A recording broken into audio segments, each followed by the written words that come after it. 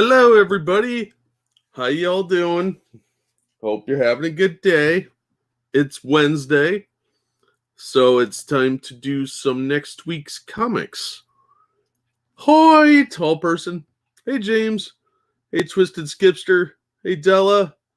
Della, who's waited 3 hours for this. How's everyone doing? Let me tweet out the show so people know we're live. Live. Boom. Okay, that's done. Should have done that first, but I was busy finishing something. Sorry I'm late. Hey, Oki. Hey, Evolved. Hey, Ryan. Hope everyone's night's going awesome. So, yeah, I thought we would, of course, go over the new books, but I got a couple of news articles. And this weekend, I might do a review of the Masters of the Universe Revelation first couple episodes, depending on how much of it I could stomach because of the twists and turns that have been revealed. So just let you guys know. Otherwise, it'll be on Friday with the regular stuff. The original tweet says next week. Whoops! That'll happen. Hey, Ginger Snap. Hey, Atheist. Well, hobos aren't known for their cash. Hey, Viking. Oh, Oki, thank you for the donation. Horrible story, doing bad stuff, have some chicken money. Well, thanks, man. I do like chicken. All right, let's start with the DC Comics. I got a few interesting articles that are just annoying, really, but we'll get to them last. So DC's week is now this is of course for the week of July 28th.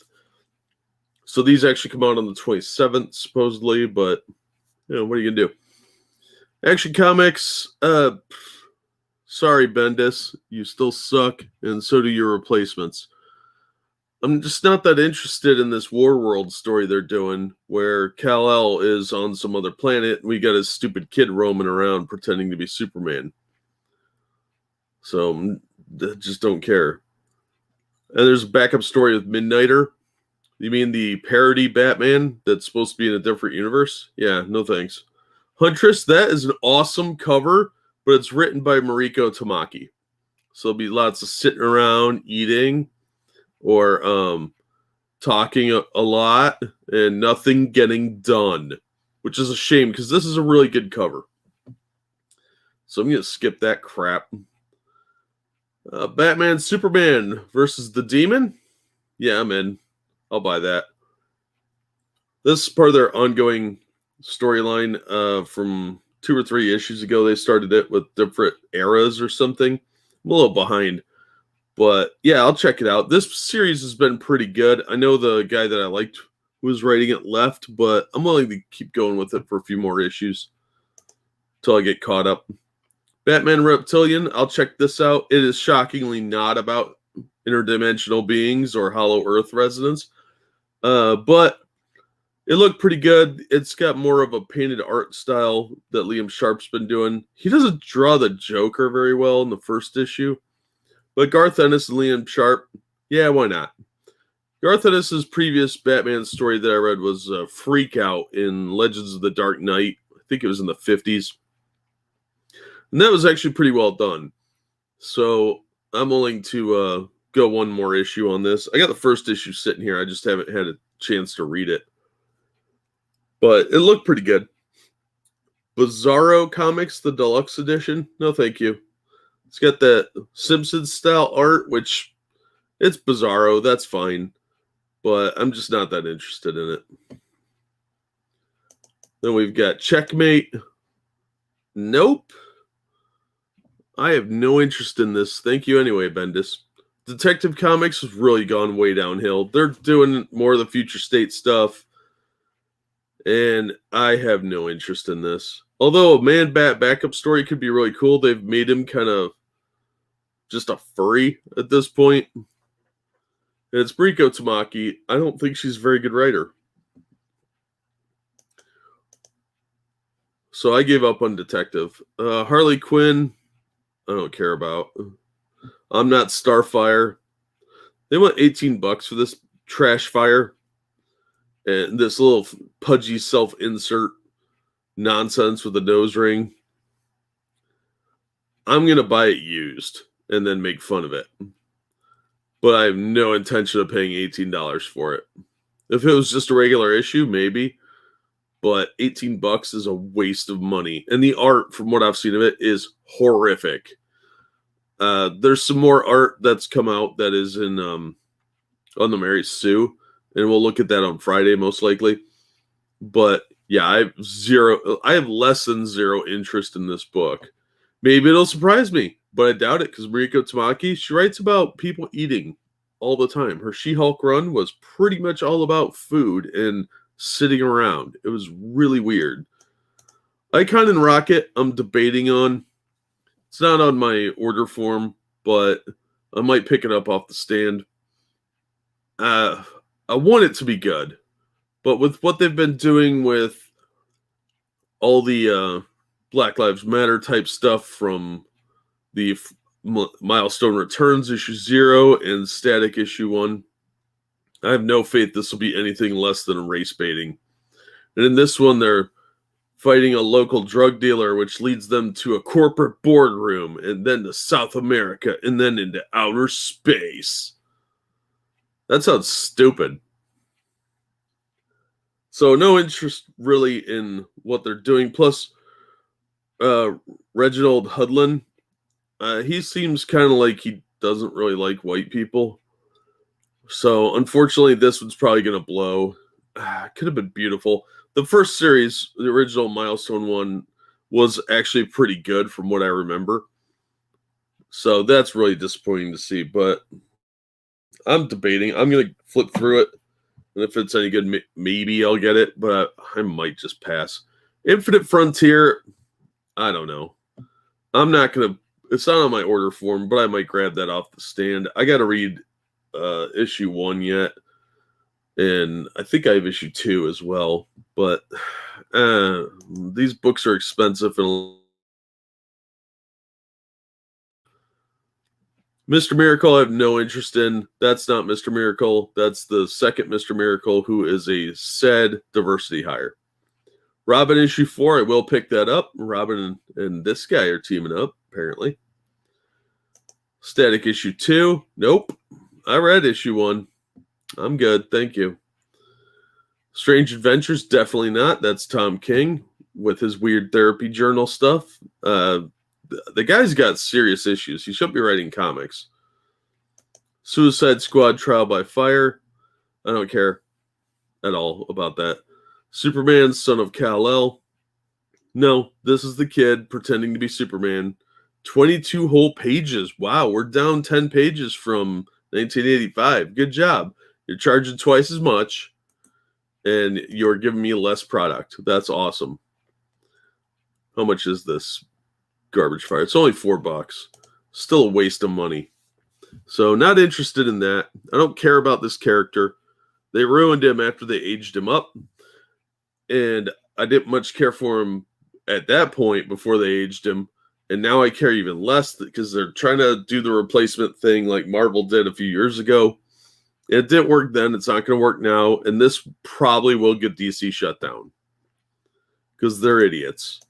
Teen Titans Academy, I don't care about that book at all. The other history of the DC universe is just about the minority characters. And it's very, very racist sounding. And they are creating oppression that doesn't exist. The DC minority heroes were always who they are. Some of them were really, really cool. Some were very lame. Characters like Black Lightning and the Black Rider. The hell was that guy's name? They were always cool characters. So that's just nonsense. And they're trying to make out how oppressed they were and how they're marginalized or whatever. It's just lazy writing. Suicide Squad Case Files number 2, I have no interest in. Wonder Woman number 2, no interest. I've heard it's pretty good, but I just don't care. Wonder Woman Black and Gold, again, zero interest because they're overusing the black and white books because Batman Black and White was popular 20 years ago, that everybody's doing them now. And they're not very good. They're not memorable like those stories were. So from DC, gonna be Batman Reptilian, Batman and Superman, Robin. And if I'm feeling really spicy, I'll pick up Rocket and Icon, or Icon and Rocket. So not a lot there, but more than some of these other publishers, as you'll find out. Let's check in with the chat. Hey, Becca, how you doing? The real Mr. Miracle is the son of the High Father, but that's not who this guy is. Is Jack live? Yeah, last time I checked. Hey, Frosted, how you doing? Hey, Random.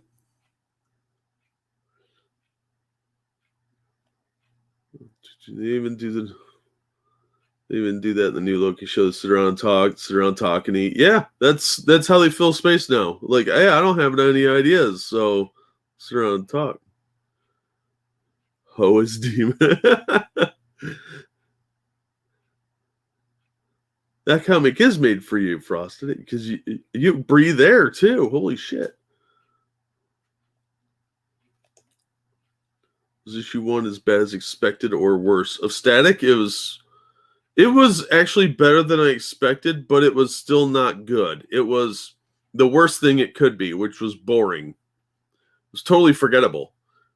It wasn't good per se. It was just better than I expected, which is kind of hard because it's like stepping on dog shit, then looking down and you're thinking you stepped in elephant poop, but you really just stepped in horse poop. It wasn't the worst thing I've ever read. It was just lazy. It was incredibly lazy. Everything came off as an afterthought. It was written by Vita Ayala, and she has a real bad habit of being incredibly boring. There's nothing, every chance it has to be exciting is missed because there's either somebody yapping through the whole thing or they have to over-explain everything or something along those lines. And it's tragic waste of writing. I don't know how any other way to describe it other than that. Oh, nice, Tony. That's cool. And speaking of which, hi, Tony. Sit around, talk, eat, slowly hint that the food is poison. They don't even hint at that. They're just talking about their boring personal lives and weird interactions. It's like a soap opera writer writing comic books. Like, oh, we have an unlimited budget to have explosions all over the place and do whatever we want. Let's send them to a cafe to have a snack. Hey, Stargazer, how you doing? Why are they bringing up the other characters in DC? Can we really chalk it up to laziness? Yeah, it's a cash grab. They started those, I think, last year, right around the time of the riots. And it was an attempt to cash in on Black Lives Matter. And they started out with Black Lightning and a couple of the other characters, John Stewart, who was never marginalized. He was always a Green Lantern and always one of the best ones, most popular, too. So his popularity rivals Hal Jordan, especially with younger fans now. So that's really dumb to try and otherize them when some of these characters are very beloved. Oh, I'm okay, Stargazer. I'm kind of tired. Might go to bed early tonight. Reading some old Star Wars comics. They were perfect masterpieces compared to the new Star Wars. Oh, yeah, absolutely. The old Marvel stuff was really good. The Dark Horse stuff was solid. And I haven't read it in a really long time, but I like the Dark Horse stuff. Even some of the new IDW stuff isn't bad. But the new Marvel stuff is garbage. It's just boring. Can all the diversity spin-offs use the I am not Starfire format? I am not Spider-Man, more honest. Yeah, well, good luck with that one.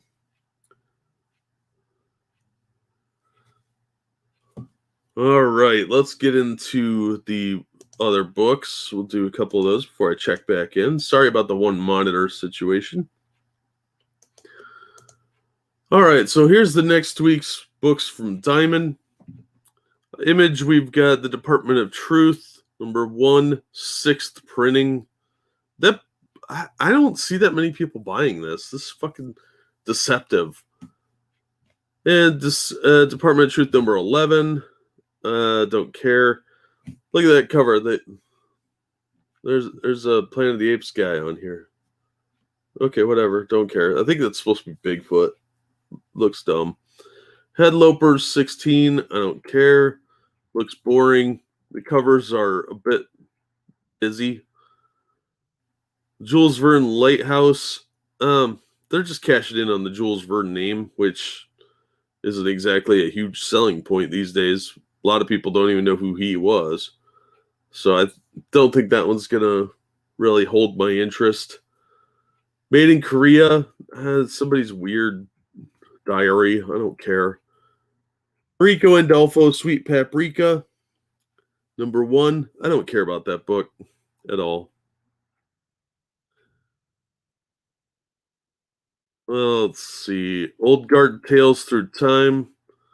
Don't care. Probably could be interesting, but I'm not taking the chance. It's already on issue 4, too. Rain Like Hammers, trade paperback. I'm good. Scumbag. That book was stupid. They showed him pooping. It was really gross.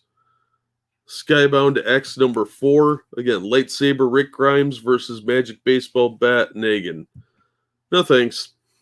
It's an anthology series too, so you don't even get a full story. You get little ongoing stories. And I guess this is weekly. I'm not giving you $5 a week, Image. No thank you. So I'm not real thrilled about that. Spawn 320. I've considered getting back into Spawn, especially because it's $1 cheaper than most books. But I don't know. I just never pick it up. It seems like there's a lot going on now, and it's not a good jumping on point. And it's felt like that for about 20 issues now. I think I have issue 298 floating around somewhere, and I was just like, whatever. There's too much going on. Maybe if they get a better jumping on point where they can recap stuff that I missed from the last 290 issues. Summoner's War Legacy, I have zero interest in. That Texas Blood, same thing. It just looks boring. Ultra Mega, issue 3, second print. That book was interesting for people that really, really want some gore with their giant monster fights. Like a lot of blood and gore. It's otherwise, I don't know, it's okay, I guess. Vinyl number 2 of 6, I don't care. Although those redheads will be played by black guys later on in the movie version. All right, so nothing from Image for me. Dark Horse, we've got Avatar Last Airbender, Suki Alone. I did like the Avatar Last Bender cartoon. I thought that was actually really good, and they've subsequently been trying to ruin it since then. So I don't think the comic books are going to really appeal to me, though, especially at $13. That means I'm not going to buy them. Grendel, Devil's Odyssey, 8 of 8. No, I'm good. I might read the trade, though, somewhere down the line. Gru meets Tarzan. That one I'm actually considering picking up. It's not really... Gru was never really my thing, but I could see the appeal of it. And I might like it more now than I did then, because I know it's a parody. And I do like me some Tarzan. So I'm kind of on the fence about that one. I might get it. But Dark Horse has been pretty garbage last couple of years, so I don't know if Sergio can save them or not. But yeah, I'll consider that one. Heart in a Box, no thanks. The cover's boring. Parasomnia. The concept sounded interesting, but it looked like it was trying less hard to be entertaining and more trying to be intellectual. So I'm good on that one. Plants vs. Zombies hardcover. I'm not 7, so I'm okay with that. Raptor limited edition hardcover. I don't care. No. Shaolin Cowboy, Star Trek. The title Shaolin Cowboy could be really cool, but I didn't see a single horsey on the cover. So you're not much of a cowboy, Mr. Kung Fu Monk, if you don't have a pony and a 10-gallon hat. So cool title. Looks like a pretty mediocre execution. Witcher, Witch's Lament. Now the Witcher comic series seem to be pretty hit and miss, but I never really played the games. I've played a few minutes of them, of the third one especially, but I think you kind of need to know more about the background than I would have going into the comics. So I'm probably not going to read it. So that's no. So the only one I might get is Gru Meets Tarzan. IDW, we've got Batman, the Max Arkham Dreams hardcover. If you like the Max series, either the TV show or the comic, you'll probably like that. It's got Sam Keith's same art style. And it's not really for me, but I can understand why some people like it. It's very abstract and strange. And that book took a little while to come out. So if you like Batman and the Max, that's probably going to be up your alley. I'm not spending $25 on it, though. Jekyll Island Chronicles. I don't care. Not interested. It's a crossover with Top Shelf, so I don't know what that's all about. Marvel action, Captain Marvel. I just don't like what they've been doing with Captain Marvel, so I'm going to pass. I read the first miniseries they did of Captain Marvel, and it was freaking stupid. They've been doing pretty good with aiming this stuff at kids, but that one was just bad. Star Trek Year 5, number 23. I've heard really good things about this series still, but I gave up on it after the weird fish person romance with Sulu. That was dumb. And I guess they're finally wrapping the series up, but it was really well written up until the point I quit. And then I was just like, whatever, this is dumb. Star Wars Adventures number 7. I'm sure it's okay. It's probably better than Marvel's, but I'm not going to buy it. TMNT Annual 2021. No, I don't like the direction the Turtles have been going in lately, so I'm going to skip that one. Transformers Beast Wars, the art is just garbage on there. And the story was boring, so it's written by somebody that thinks they're smarter than they are, I think. Usagi Yojimbo, number 20, second printing. That's the first appearance of this chick bunny rabbit with a sword. She's the girl version of Usagi. I haven't read it yet. It's sitting over here. I have the first print. But the first print, the speculators caught wind of, and it went up to like $25. So they did a second print, which is pretty rare. But it's Usagi, so it's worth checking out. But I've already got the first print. Now, Usagi Dragon Bellow Conspiracy. I'll get that. I like the Usagi stuff. It's been really, really good. So for my DW, I'm getting Usagi Yojimbo, the miniseries. Marvel Comics. Let's check in with the chat real quick. See what you guys are doing. What's up, chat? They based a cartoon off that M. Night Shyamalan movie? Something like that. Something like that. The character will grow on you. Right? How's it going, old guy? What's been wrong with Turtles lately? I quit picking up the book when they did a Battle of the Bands. Now, that wasn't even the main problem, quite honestly. From what I've seen, and I haven't read a lot of the issues yet, but I was flipping through them, and they are focusing more on Jenica and her trans identity because she was a human that was turned into a Ninja Turtle. She was a human ninja, and then she was turned into a turtle. She was kind of this ancillary character, and the writer is transgender, apparently, and that became now the focus of the book. So I'm out. I don't care about this character. It should have been a temporary character that was then reverted back into a person. But they've done 2 miniseries about her that were 6 issues long. And now everything is, where's Jenica? Where's Jenica? And she comes in and saves the day for the incompetent men. That's how it looks. At some point, I've got to sit down and review those. But that was bad enough. And I saw the Battle of the Bands thing they were doing. And I was like, this is dumb. This is stupid. They should be out fighting bad guys, not having a Battle of the Bands. So I checked out right there.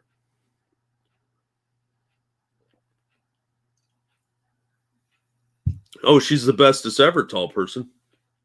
She's better than any single Ninja Turtle could possibly be. Probably not wrong, Della.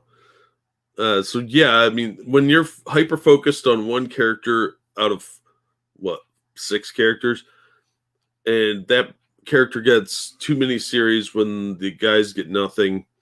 They've had some one shots for them, but if you really want to shake things up, they should have done solo stories in the book or something like that. Have an issue focused around Splinter, whatever. This Jenica character is a disposable character that is just lazily done. So I don't know. It wasn't interesting. It could have been done a lot better than it was, but now she's the focus of everything and they can't do anything without her. She's the best as ever and they heap praise on her. I checked out, man. And that was just from skimming it. I got all that. I didn't even have to sit down and read 30 issues of it to figure out what they're doing. It's not that hard. It's obvious. And it was really sad.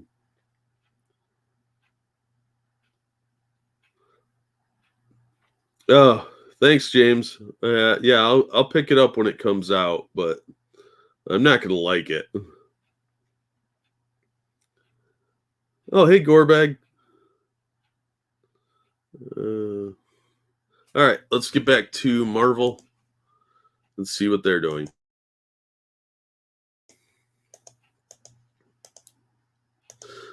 So, Marvel, we've got Amazing Fantasy coming out. And I do like this cover quite a bit, even though arrows wouldn't stick in Cap's shield like that. He's apparently saving a chick from ElfQuest from this scary orc who looks like he should be in a Broadway production or something. So I'll probably pick this up. It looks like it could be good. Probably won't be, but it could be. So Amazing Fantasy, Amazing Spider-Man 71. I don't care. You made the mistake of putting what looks like a data entry sheet on the front for the cover and then Spider-Gwen on the other cover. And then over here you have the normal one. So Nick Spencer could go screw himself. I'm not giving him any of my money. He's supposed to be off the book soon, so that'll be good. Avengers Mech Strike. First issue was a decent kids book, but didn't really do anything for me, and I'm not spending $4 on it if I don't have to. Beta Ray Bill, not that good. Black Cat, I don't think it's that good. So that's a big no. But it's got 3 variant covers. So whatever. Black Knight, Curse of the Ebony Blade. The real curse was how they treated Dane Whitman in the first issue and how they made all the Avengers hate him because they think he's annoying. It was a childish, baby-brained way of looking at the Black Knight, and it was downright insulting to the character. And I think the sassy black girl that he was hanging out with is going to take up the mantle. So, yeah, there she is with the sword. She's got the ebony blade. So I'm betting that they're going to kill Dane Whitman. Yeah, one last desperate battle. Her name's Jax. She's pissed off, and she will change the Black Knight forever. Yeah, that sounds dumb. They're going to replace the Black Knight. That's what it looks like. The Iron Fist lost his powers. He had to give them to that annoying chick from Black Panther. That review should be up first thing in the morning. And I was so pissed. Such a dumb story. It started out so good, too. Black Widow number 9. Girl power, rah, rah, rah. Not interested. Cable. Are they bringing Old Man Cable back? No. Okay, I don't care. That book sucks. Look at this garbage cover, too. I mean, that's not even technically drawn correctly. Look at his arm. Like, somebody drew the body and then photoshopped the arm on is what it looks like. Because that doesn't even look like that arm goes to him. That looks like when you're doing some Halloween costume and your real arm is tucked behind the cloth here. And that's the prosthetic fake arm you stick on. That's what it looks like.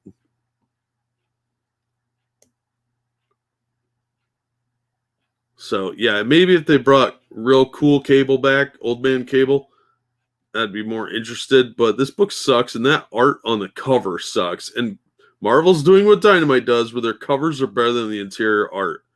And this art is trash.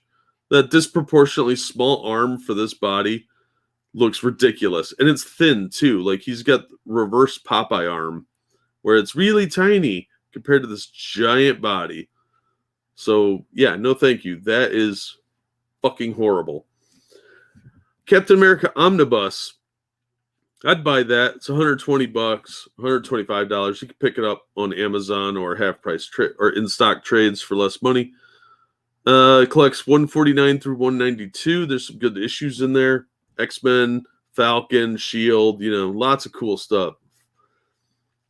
There's a variant cover that I don't really care about. It's just a more modern one. I don't like this cover. His face looks weird. Nick Fury looks like he's rushing to the bathroom to poop. And you got Black Panther and the X-Men back here. They're in like 2 issues. So this was a much better cover.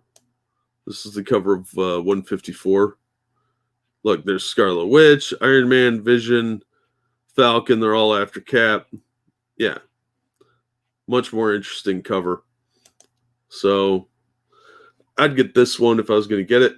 I can't afford it, so I'm not going to. But Conan Origin Marvel Years Epic Collection.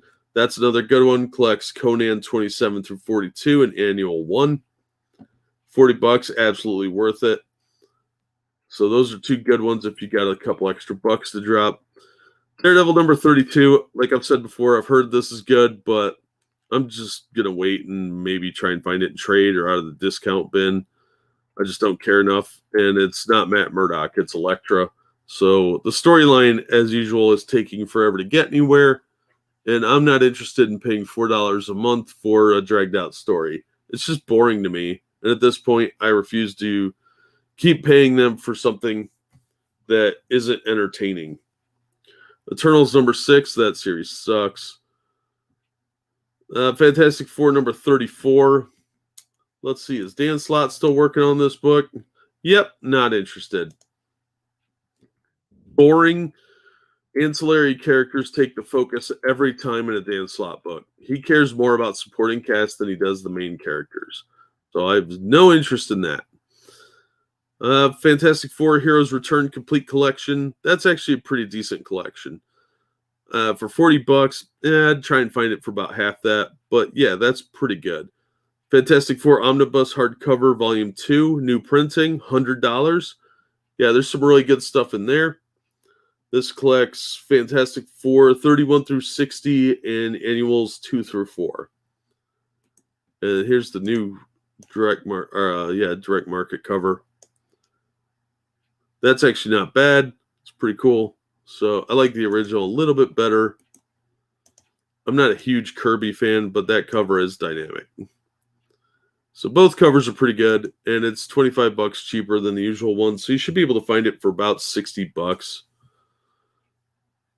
Giant size X-Men Tribute Gallery Edition hardcover, $45. No thanks. I can buy a reprint of the original for $6.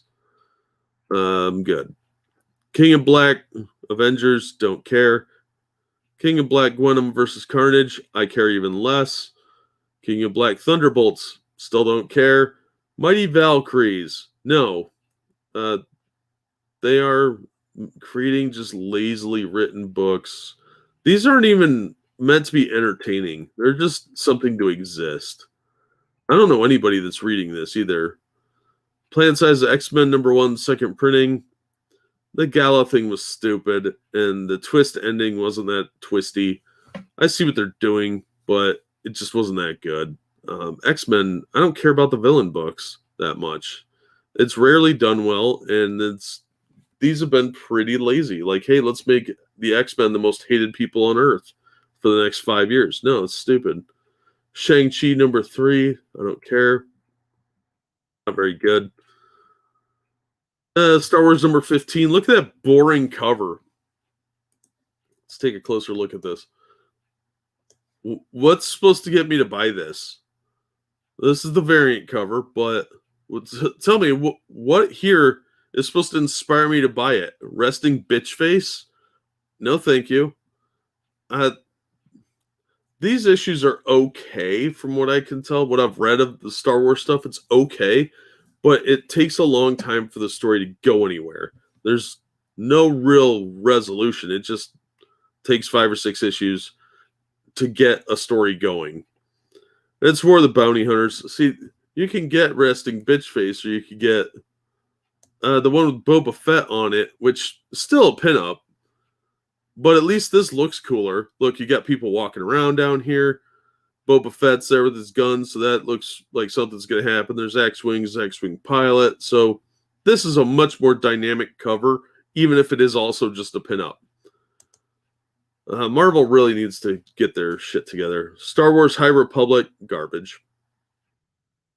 Sword, it's an X-Men book. Nope. Symbiote Spider-Man Crossroads. I'm kind of done with the Symbiote Spider-Man stuff, I think. I might get that in trade, but $5 is just too much of a commitment at this point for a Marvel book. United States of Captain America? No. Nope. No. Web of Spider-Man number 2 of 5. I'm going to have to go, definitely not. First issue is stupid. Wolverine number 14. No thanks. It's an X-Men book. X Factor number 10. Nope. That is kind of a neat idea for a cover, but it's still pretty boring. Yeah, because the scene didn't have blood all up in it. So yeah, from Marvel, I'm getting Amazing Fantasy number 1. That's it. Dynamite, Betty Page, not my thing. George R. Martin, A Clash of Kings. I'm just not into that Game of Thrones that much. Red Sonja, Black, White, and Red. Virgin covers, $50. Fuck off. Sacred 6. No, don't care. Lots of variant covers for that. That's how they make their money. Sonja Versal, issue 6. Not very good. And same problem. Lots of variant covers usually means your book sucks. So, nothing from Dynamite. Then we're on to Boom. We got Berserker number 4. That's been an okay series. Not spectacular, but not bad. So I'll probably pick that up. Buffy the Vampire Slayer trade paperback, don't care. Dune, Blood of Serdukar. No, it's $8. I'll pass. If it was like 5, maybe, but no, I think I'll skip that one. Firefly, don't care. Not my thing. It's like I've said before, I've heard it's fine, but it's just not for me. Good Luck, number 2. I don't care if the art looks stupid. Something is Killing the Children, issue 18. Hey, maybe they'll finish that first storyline now. Probably not. So for Boom, I'm just going to get Berserker number 4. Now on to everything else. Well, I'll check in with the chat real quick. See how you guys are doing. How's chat doing? Getting by, can't complain too much. Oh, that's good. How you doing, Captain Tripper? Damn, relaxing and still helping your mate out. What? A twist? Well, what they call twist isn't very twisty. Hey, Uncle Ira. Wonder if I could buy the rights to Smash Comics Lady. Seems to be for sale or rent these days. All right, let's check in on. How am I? I'm okay. Kind of tired. Sodukar? Yeah, I don't care that much. I'm not a big Dune person, in case you couldn't tell. The first series they did, the House of Atreides, that was okay. But the regular Dune book, it's so boring to me. I like the concepts, and I liked the movie with Sting because it was weird and kind of goofy, but I just cannot get past the politics stuff. It's just not for me. Oh, Streamlabs. Oh, sorry, Tarl person. I didn't see that. Thank you. Happy Take a Monkey to Lunch Day. Oh, well, I'll have to take Monkey to lunch. I don't. Maybe there's a monkey around somewhere. I don't know. Sorry I missed that, man. Thank you. This is, one screen thing really makes that more difficult. All right, so here we've got the everything else, the potpourri section. The Accursed Vampire. I don't know what this is, but it looks like a kid's book.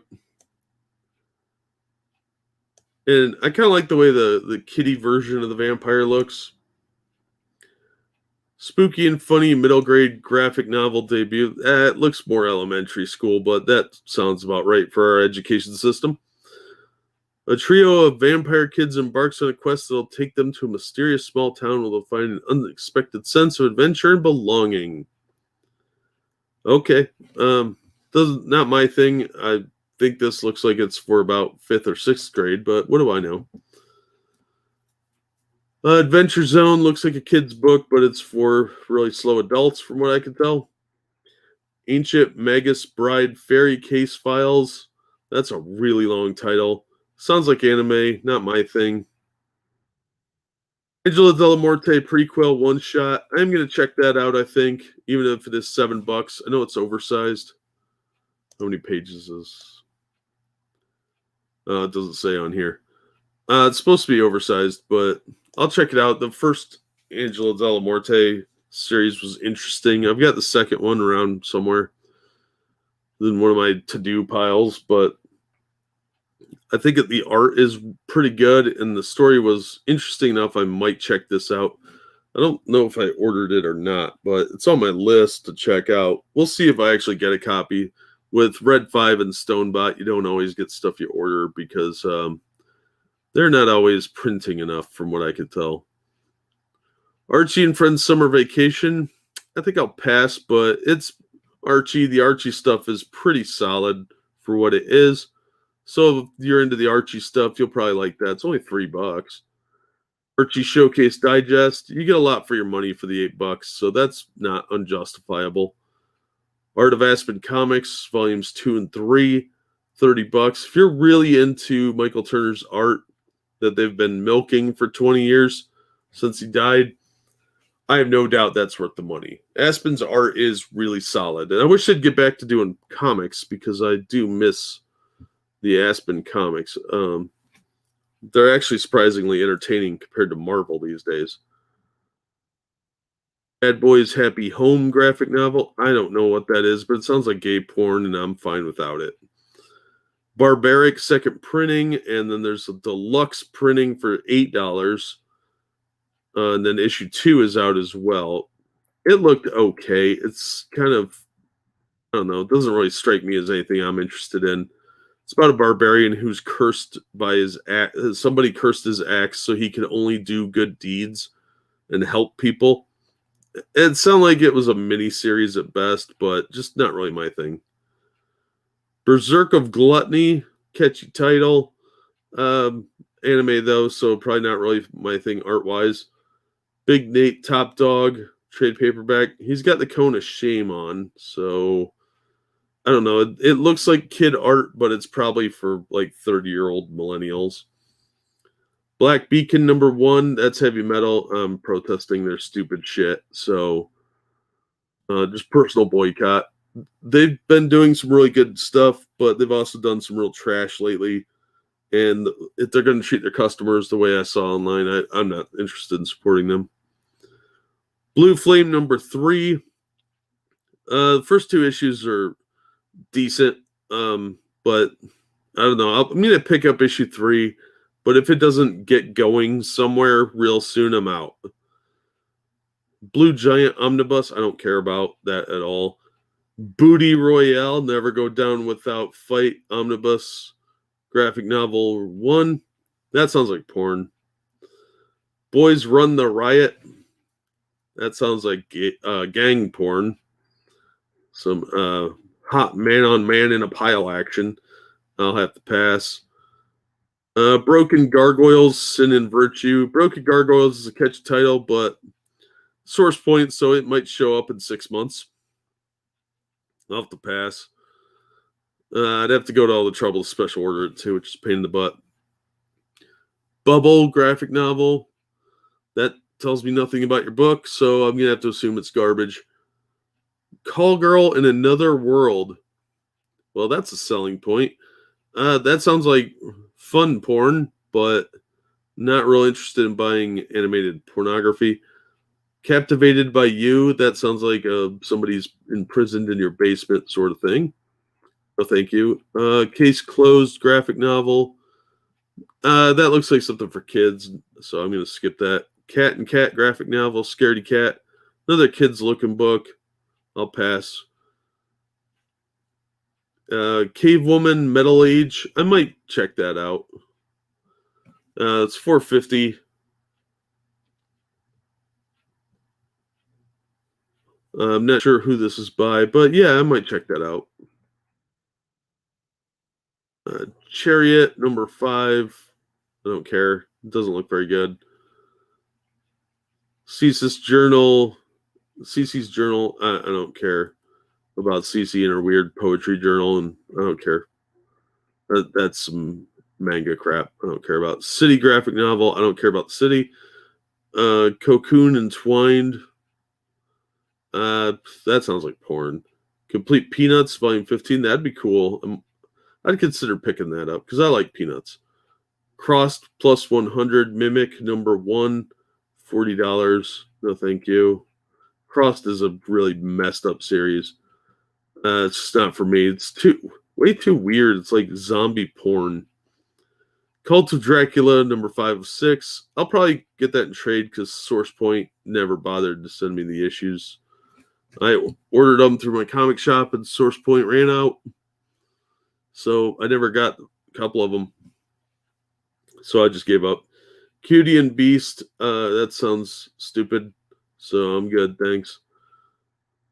Danger in My Heart. That sounds like you should probably see a doctor. That's probably a surgery story. I'm good. I'm just kidding. I know it's a love romance thing, but it doesn't look very good. Darkwing Duck, Justice Ducks. No thanks. Darkwing Duck was a fun cartoon, but that's about it. Darkwing Unstable Elements, one shot from Heavy Metal. Nope. I'm good, thanks. Might be good. I don't know. Heavy Metal just doesn't respect its customers, so I'm fine. Darling number 2, don't care. Sounds kind of dumb. Death by Life by Antarctic Press. That one might be okay, but it's already halfway through the series. Demon Girl Next Door. I don't care. That looks stupid. Disney Masters hardcover, Volume 17, Mickey Mouse, Man from Alcatraz. That's probably fine, actually. I think I'm pretty sure that's a reprint. Alcatraz, my bad. But I remember the title from somewhere. So it's probably fine, but I'm not paying $30 for it. Doctor Who, Missy, I don't care. That was lazy story. Dogman, I don't give a shit about Dogman. I'm not for. Although Harold is a legend for making Dogman books on the photocopier.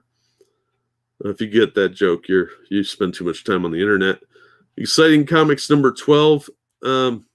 Like I've said before, these anthology books just can't hold my attention. It'd be one thing if they were complete stories, but they're not. They're always partial stories, and a lot of them are hit and miss. Executioner and Her Way of Life, that's probably okay. I don't know. It's manga. Extraordinary number 2, I don't care. Geronimo Stilton Reporter. Hypno TikTok. That looks like a kid's book. It's probably okay. Grim Fairy Tales presents Swimsuit Edition. No thanks. I have access to porn on the internet. Girls of Dimension 13, number 4. No, I'm good. Great J Will Not Be Defeated. That I don't like that art, so I'm not going to get it. Grumpy Monkey graphic novel, freshly squeezed. Well, yeah, that's probably okay. I don't know. It looks like a kid's book, so it's probably fine. Gung Ho's a stupid book. That's lazy. Elena Scythe, number 1, Bikini Century. Again, that's jerk-off comics. No, thank you. History, Western Art and Comics, Part 1, Prehistory. I don't care. That doesn't. Might be good. I don't know. I don't care though. Hyper thick. It looks like an indie book from the 70s, and it's probably just as weird. If you're stabby hardcover, that art is garbage. I'm great priest Imhotep. No, I'm fine, thanks. I'm in love with villainous. That's probably fine for a manga, but it's just not my thing. I'm standing on a million lives. Why? You're not supposed to be in that part of Auschwitz, dude. Seriously, it's rude. It's not what you thought it would be, probably, but I'm still not paying $25 for it. John Carpenter's Tales of Science Fiction, hell, that's probably fine, but I really don't want to invest in these 8-part miniseries very much anymore because I always end up missing one or two issues and then I got to hunt them down and pay twice as much. I'm not into that. But John Carpenter's stuff's been pretty good overall. Just don't get the Storm Kids; those are trash. Jungle Fantasy Fauna, that's porn comics. I'm not interested. Lady Death versus She, those are probably fine, but I'm not paying those prices for it. $15.99, $24.99. No thanks. Then you got some regular Lady Death trade paperbacks and hardcovers, and Lady Death Treacherous Infamy #1, $5. Lady Death stuff's okay. It's 90s comics with slightly better art and occasionally boobies in the fancy covers where you can see boobies for $40. So if you're into 90s comics, the Lady Death stuff's fine. Last book you'll ever read? Well, I'm not buying it then. How's that? It didn't look very good. LDK, which I assume is a serial killer's initials. I don't know. It looks like a romance book. Or Love Donkey Kong, but I don't see Donkey Kong, so that's probably not it. Looker's Ember #2, 50 Shades Nude. I'm good. More porno comics for $40. Look, I understand that crap sells for some asinine reason, but I don't want jerk off books, okay? I have the internet. I can watch real porn. Lucy in the Sky. I don't want to read a book about the Beatles or something equally knockoff. Magician A. That art looks like garbage. Michael Turner art, best edition, best of Aspen comics. I'm sure that's fine, but it's going to be real expensive. Modern Frankenstein, that's stupid. Money Shot, don't care. Monstrous Heartbreak, Blood Loss, issue 3 of 3. I don't know. That sounds stupid. No. My Senpai is annoying. That's probably fine. I don't know. I don't know anything about manga. Nightmare Before Christmas, Mirror Moon from Tokyo Pop. No, thank you. Nightmares of Providence. I'm fine. That's $100. No, thank you. Out of Body Experience. No, thank you. Osan Idol Even 36 Never Too Late Manga Graphic Novel Volume 4. The title's too complicated, so definitely not. But it looks like some hot dude on dude action if you're into that. Otaku Elf. I'm good, thanks. Patriotica United. I will probably check that out. I've got the Patriotica issues. They look pretty fun. So maybe I'll check that one out. So that's on the list. Pax Samson Trade Paperback Volume 1. I don't care. The art looks like Steven Universe. Phantom Dailies. Volume 22, 1968 through 1970. $60, but if you're a big Phantom fan, those are definitely worth adding to your collection. Phantom on Scan #4. I don't care. It's not that good. Possessive. This looked interesting. This is from Xenoscope. This loser guy buys a house with his family, and it's haunted by this ghost that doesn't want to share, and they're going to fall in love. So that should be pretty interesting. I may or may not get that. I probably won't, just because it's probably not really for me, but Xenoscope's got a good track record, so I'd be willing to give it a chance. Pretty Boy Detective Club, that sounds like gay porn. Quintessential Quintuplets, that definitely sounds like my kind of porn, but again, I don't buy porn comics. Raw Hero Graphic Novel Volume 5.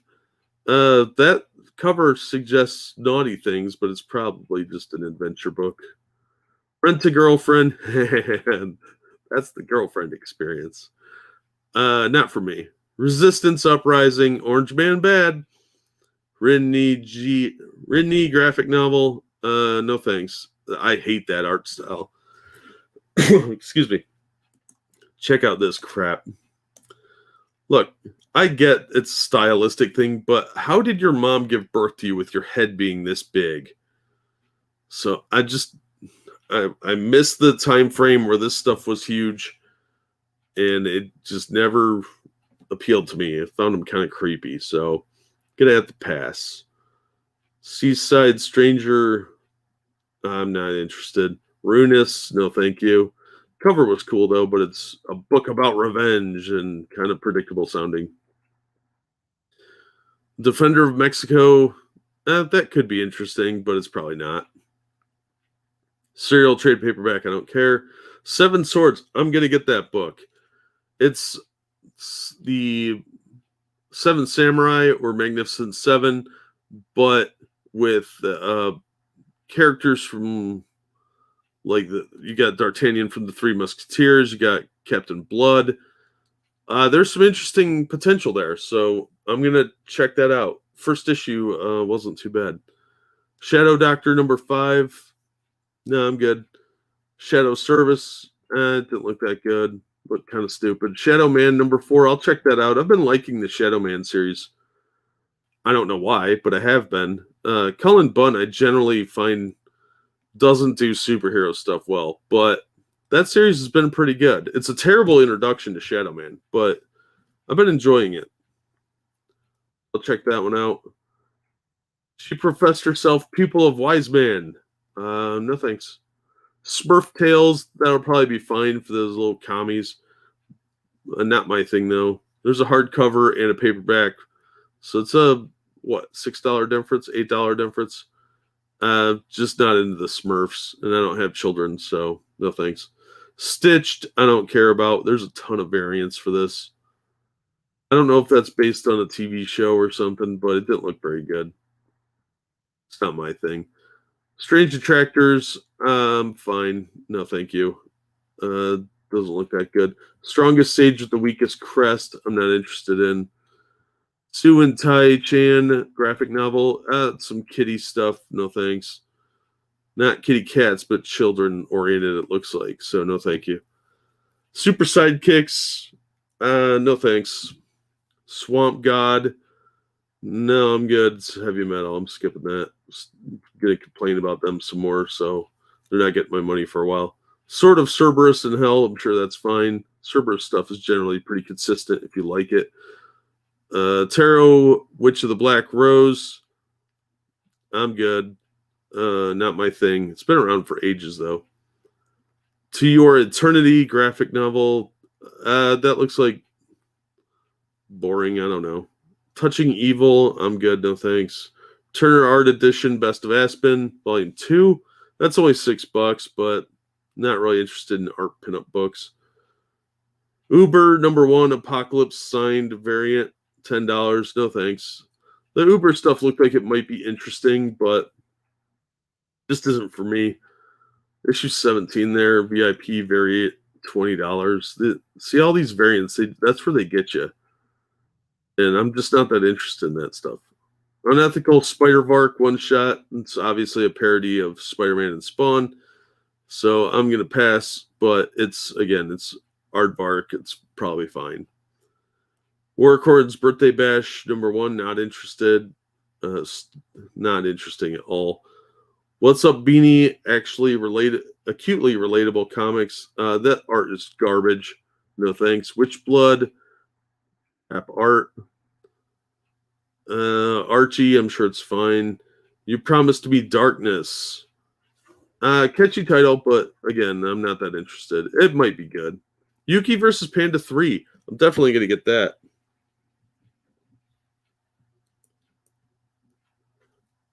That is a very underrated title, and if I have to special order it, I will. Zombie Tramp, ongoing. I don't care, it's porn comics. Now, there is one thing that's coming out in the book section that's worth going over, and that is this Access Guide to the Black Comic Book Community for 2020 to 2021. See, Whitey needs himself a guidebook. This is written by several people whose names I can't pronounce and don't care about. The Access Guide to the Black Comic Book Community is a new source book to provide answers for comic book fans old and new. This handy reference guide is more than a directory of Black comic book creators and the stories they produce. It's a roadmap for the uninitiated and the veteran comic book reader alike to find the publishers, stores, and conventions that provide kinship, safe spaces, and promote an imaginative variety of experiences through comic books. Because Black people can't enjoy comics by white people? Sounds kind of racist. And calling out stores and conventions that pander to you like this, that's insulting. No way in hell I'm buying this, but wow, that sounds really racist to me.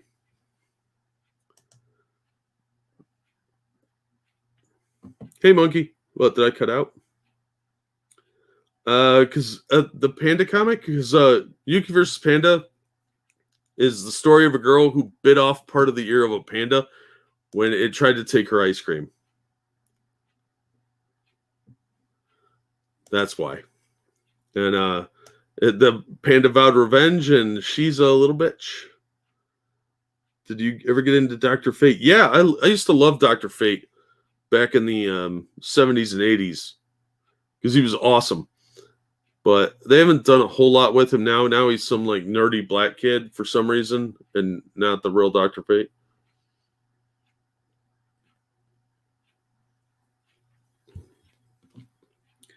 If a comic needs safe space, they can fuck the hell off. Yeah. You're surrounded by a bunch of socially awkward nerds. If you're even remotely socially awkward or cool, they'll leave you alone. The only pandering I accept is from women who want to have sexy time with me. Right? Oh, have a good one, Kyle. Sorry I missed you. We need House Part 2 comics. The movie House? Or the TV show with the crippled guy? Because if they had Hugh Laurie in the house from the movie House, I'd watch that, called House versus House. Alrighty, so that was that stuff. Now let's get into some news. And we'll start off with some Luke Cage and Iron Fist. Here we go. For this from Cosmic Book News. Marvel recasting Luke Cage and Iron Fist for Heroes for Hire. Now, it's a shame, too, because this guy was great as Luke Cage. Season 2 was a lot better for him, but Season 1 was crap. Confirming my own scoop from 2 years ago, now it is again being reported Marvel is developing a Heroes for Hire project that will recast Luke Cage and Iron Fist. According to that hashtag show, and just as I said, Finn Jones won't be coming back to play Danny Rand / Iron Fist in the MCU, with the site claiming the reason is because of the baggage of his performance, and that the series was a complete failure. I don't think it was a complete failure, and I don't blame him. I think he did the best he could with the crap he had to work with. I thought he could be fine, especially in Season 2. It really picked up for him, and it definitely was a much better written series. They're blaming him for the failure of the writers. That was the Colleen Wing show, and that chick was cute, by the way. My own Marvel sources from the San Diego Comic-Con said much the same thing. Regarding Luke Cage, the site claims that following a meeting with Marvel, it was decided Mike Coulter won't fit with a new actor playing Iron Fist, so Luke Cage will be recast. Now, it's more likely that dude's already working because he was on that show Evil, which has been on for like 2 seasons now, I think. And he's probably like, give me more money if I have to work with a new guy. I doubt that highly, unless he was working some solidarity angle with his buddy from Iron Fist.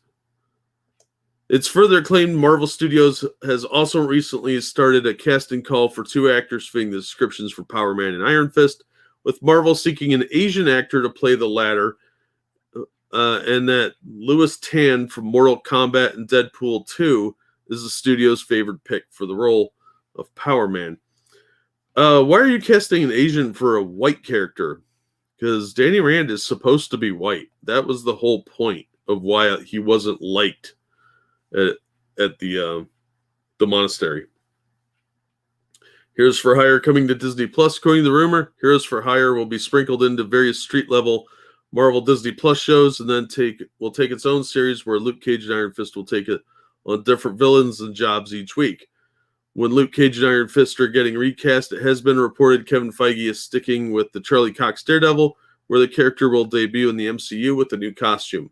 It has also been claimed that Vincent D'Onofrio Kingpin will stick around the MCU and possibly some of the other Marvel Netflix characters. It's a good idea to keep Charlie Cox and Vincent D'Onofrio. They did really, really good in Daredevil. The Charlie Cox Daredevil is currently rumored for Spider-Man No Way Home and She-Hulk. Marvel.com describes Heroes for Hire as Heroes for Hire traces its roots back to the one-man Hero for Hire business founded by Luke Cage, which offered superhuman security and investigation services for a fee. Cage later went into business with the martial arts Iron Fist as Heroes for Hire, a profitable partnership that lasted for years. But why are they casting an Asian guy for a white character? That seems kind of racist. But then again, that's not exactly new from Marvel.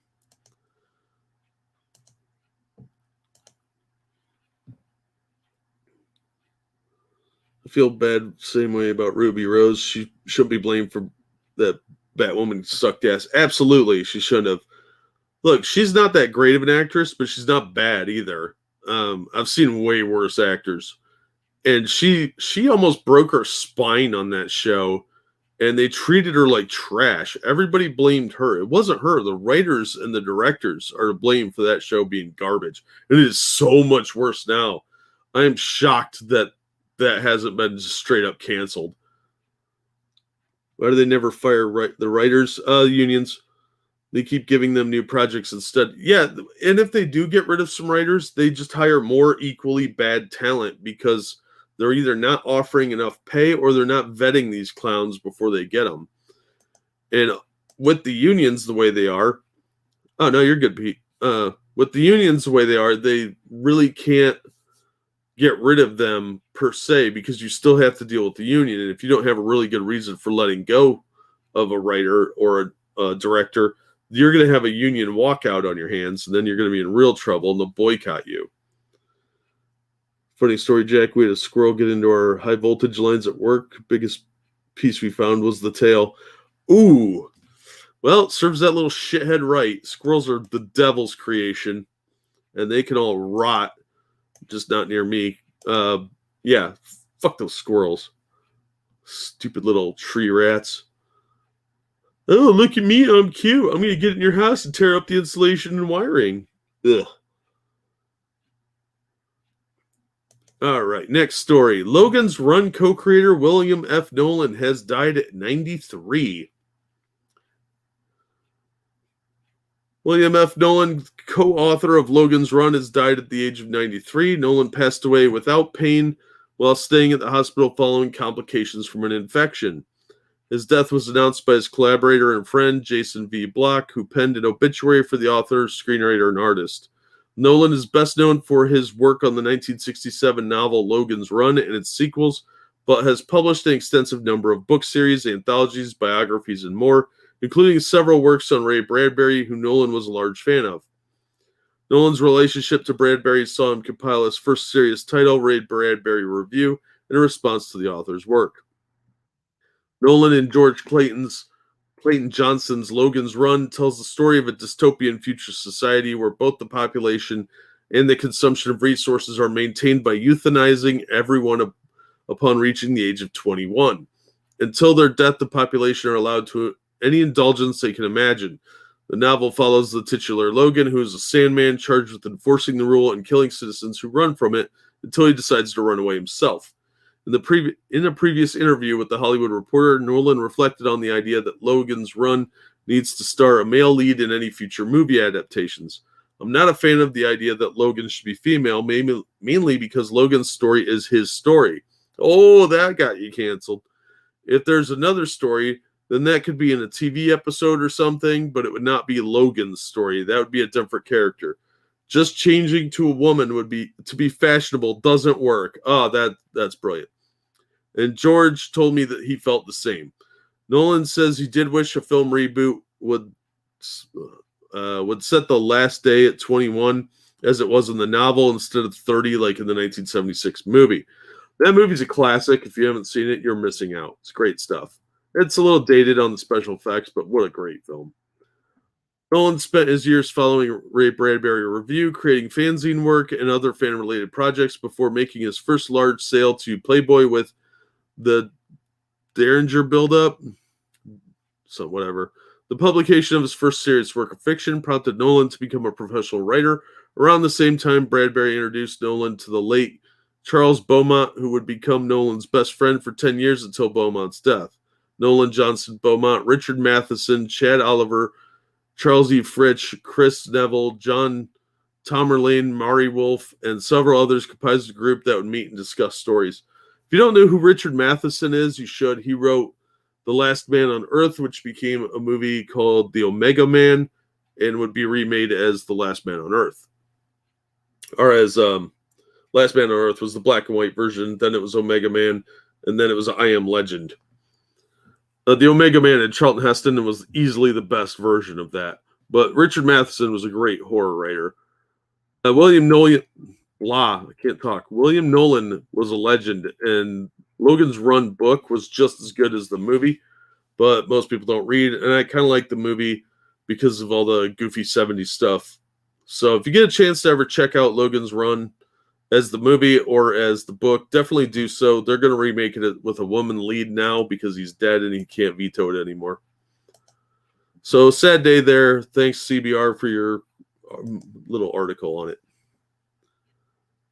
Suck is it gonna freezing for the Union? Nope. Squirrels are people too. That dead ones, yeah. The MCU and Doomsday Clock are garbage. The MCU is making superheroes look bad. Yeah, they're working on it. They're working real hard on it. They're going to kill any momentum that the superheroes have made in the last 15 years. They're trying so hard to inject politics in there. The book was I Am Legend. Yeah. The Omega Man was the best version of that, I think, because Charlton Heston was badass in that. I really did not like the Will Smith version, I Am Legend. No, you'll understand when you read your DMs. Oh, I have DMs. Oh.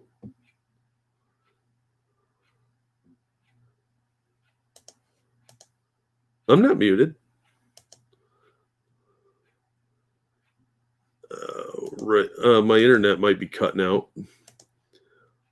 All right. So, in some hilarious news, be nice to me when you reply. What? Oh, yeah. I don't care if they retcon Doomsday Clock. It was kind of its own thing anyway. They haven't really touched on it since then. All right, so Black Widow box office tanked in the second weekend. Disney Plus, not a factor. Cosmic Book News brings us this one. Oh, look, it's a crescent moon and some pretty girl.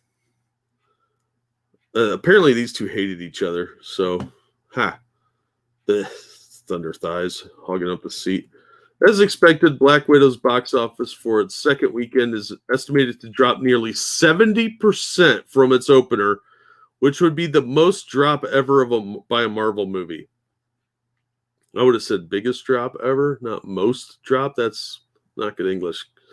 Black Widow is estimated to bring in $25.6 million this weekend, a drop of 68% following its $80 million opening. An opening much lower than the expected 90 to 100 million opening it was expected to bring in. You hear that train coming in the background? That's the train of disappointment. It's heading for Disney offices right now. The flick also sees a huge drop of 80% from Friday to Friday. The estimates also got things wrong regarding LeBron James' Space Jam, as estimates offered the flick would be getting beaten out by Black Widow, but Space Jam comes out on top with a $32 million opening, much higher than its estimated 20. Why anyone is seeing Space Jam, I have no idea. LeBron James is a fucking piece of shit. And I don't think anybody from Cleveland is watching that movie. But he's a piece of garbage, and the movie looked like a rehash of the Michael Jordan one with minor changes. Only Michael Jordan was much more appealing than LeBron James, less divisive, and he didn't suck up to China. So Black Widow comes in at number 2 this weekend, not number 1. What is interesting is that Space Jam also got released on HBO Max at the same time, as did Black Widow when it was released on Disney Plus. So it's beginning to seem that streaming services aren't playing that much of a factor. HBO Max has never released streaming numbers, so that tells you everything right there. What did you say? What about Black Widow bringing in $60 million on Disney Plus? Well, that is overblown hype. As we dive into the numbers, that $60 million only represents 2 million Disney Plus subscribers, less than 2% of Disney Plus subscribers. And the number is worldwide, not domestic. So the 60 million won't count as part of Black Widow's US debut like some sites and fans seem to think it does. Now remember, in India, the version of Disney Plus over there, they're charging 45 cents a month. I forget what the name of it is, but yeah. However, the big benefit Disney gets is that they keep all the revenue from Disney Plus. So if we do the math, you can see how a small amount of subscribers adds up to a large amount of profit for Disney. But again, it shows that not a lot of subscribers actually watched Black Widow, an extra $29.99 on top of the subscription cost on Disney Plus. Update: Deadline reports Disney keeps 85% of the revenue. So instead of 60 million, they made 51 million. Again, that's globally. Wall Street analyst Eric Wold of B. Riley Securities agrees with my assessment on Disney Plus as he tells The Hollywood Reporter they haven't shown that they have that much of a base in the home. Probably because of Falcon and Winter Soldier being dog shit and Loki being mostly boring, and I don't know, it just wasn't that good. And WandaVision was okay. It's rather funny because if you read Deadline's reports from the past couple of weekends, they're spinning Black Widow's poor box office performance by Disney Plus subscriptions. Sorry, that is not the case at all. So why didn't Feige's MCU fan base show up for Black Widow? Well, yeah, see, here's the number breakdown, and it's gone down, down, down, down all the way. Domestic was 113. Yeah, and you're looking at the fact that they shelved this movie over the course of the pandemic. And so it's 2 years out of date from that. It's been done for a couple of years. And on top of that, it came out way too late in the game. Everybody already knows what happens to Black Widow. They changed Taskmaster, which don't even get me started on. Spoiler alert. So they ruined that character. But the movie should have been made right after Winter Soldier. The Captain America movie saw Black Widow being useful and interesting, and it would have been a great lead-in to a Black Widow solo film. Instead, what they do, they put it off till after they killed the character off, and then it comes out, 3 or 4 years after that? How long has it been since Infinity War? So that was a complete misstep on Disney's part, plus everything's getting woke over there. That's garbage. Dropped like a turd in a well. Oh, that's a great analogy, Uncle Ira. Went over at the fans like a turd in a punch bowl. Also a good analogy. Yeah, whatever turd analogy you come up with, that's what this is. This is boring. I've heard the movie's okay, but it's not anything to seek out. And why would I pay an extra $30 on top of the fees I'm paying to watch this? I get it if you have a bunch of kids or something, or you invite some friends over, maybe then it would be worth it, but I just don't see it being that good of a movie. And after what David Harbour said about how great socialism was the other day, he can go fuck himself, but I just don't care about this movie. It looked like a really mediocre action movie with some humor tossed in that, with knowing Disney, the humor is too much and it detracts too much from the movie. That's usually what they do. Just don't like looking at LeBron. That type of beard he has is really weird. It is. He looks like one of those guys that's gonna do the Kangs thing. And I don't find LeBron that interesting, and I think he's a sellout to China, just like John Cena. So that guy could go fuck himself. LeBron James is a multi-millionaire, well, probably a billionaire at this point, and he bitches about how oppressed he is. Go to hell. All right. Now for our last story of the day. This one kind of pissed me off. Batgirl in the Heights Leslie Grace to play Barbara Gordon in the HBO film. The HBO Max film. Here's Leslie Grace. More ginger side. Oh boy. The ginger genocide has a new victim, and that's Barbara Gordon.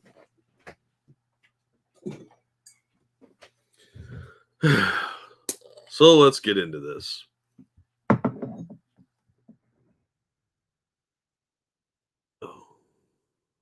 Oh, for some reason this didn't copy the article. We'll just go to Deadline.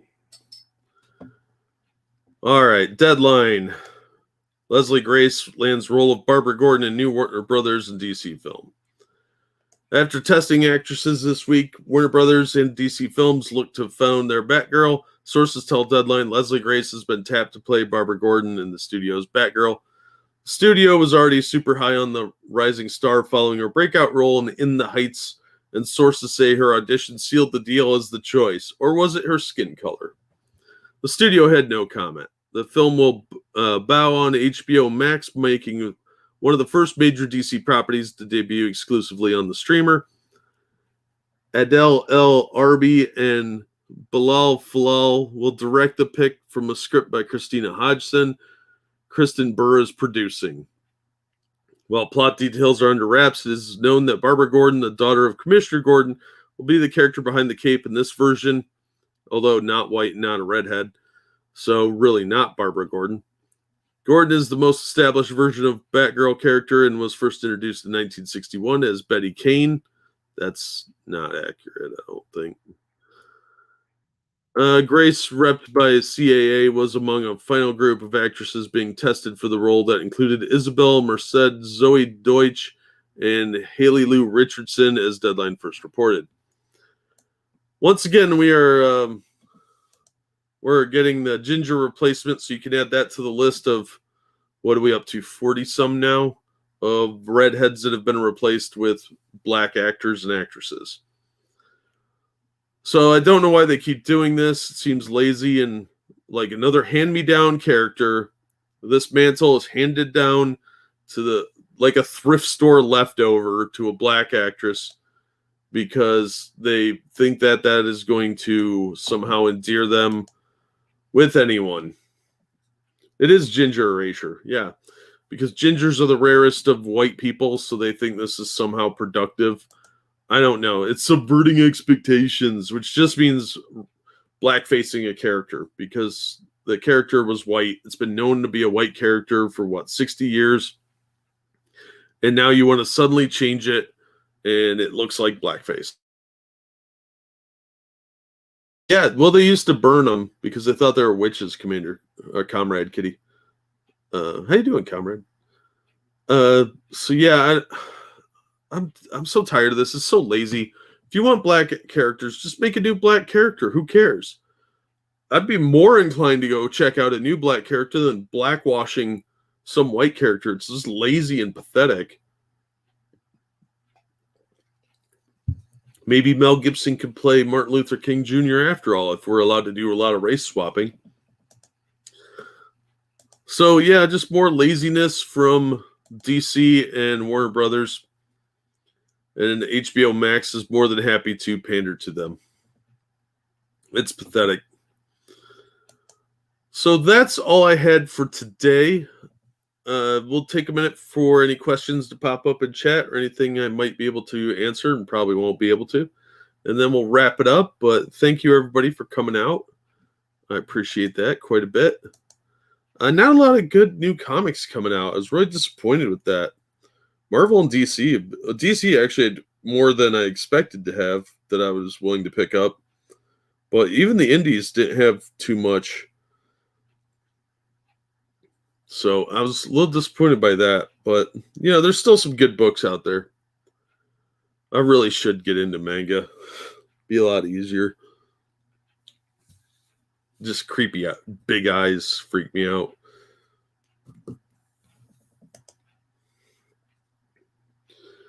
All right. Well, we're going to end up with dead air here, but thank you for the donations, Tall Person and Okie Native. It's greatly appreciated. I'm going to wrap it up on this one, but hopefully we'll see y'all on Friday. I might do an extra stream at some point in the next few days to talk about the Masters of the Universe. That comes out on Friday, so I might do an extra stream on that and my semi review of it. Have a great one. So I'm gonna bye for the night. Nice. I hope you like it, Tony, because you should be able to get all 3 issues. I know 1 and 2. Issue 2 especially was a great standalone. It brought you up to speed really good, and there's some really funny stuff in that book. But hopefully I'll get a chance to watch the Masters of the Universe episodes before too long, because I think that show's gonna suck ass, and I kind of I'll probably want to rant about it, so I'll do a stream on that. Yeah, it's gonna be the replace the evil white man show, from what I could tell, and the earlier reviews are horrific. So I have no interest in the show at all, but I'll watch it just to make fun of them. Yeah, nobody, not me. Yeah, I'm gonna release that. I have been so far behind on my video work, and I apologize for that, but I should have that review up in a few days. Void He-Man, that's what I thought. Looking forward to seeing the new He-Man. I don't have great expectations, but I hope it'll be good. I think visually it's going to be really good, but once I saw the Tila Hero haircut, that side of the head shave thing got ruined a few years ago. So I saw a girl in real life that was really pretty, and she had that haircut, and I was like, oh, red flag. Nope. And yeah, that was disappointing to say the least. But all right, I'm going to wrap it up here. Thanks, guys. Oh, hey, TOS. How you doing, man? Hope you guys have a great night. I'll probably see most of you guys on Monkey in the morning, hopefully. Otherwise, we'll see you on the Friday show, hopefully. And thank you all for coming out, and hope you have a great evening. Do something exciting. See you on the next one, guys.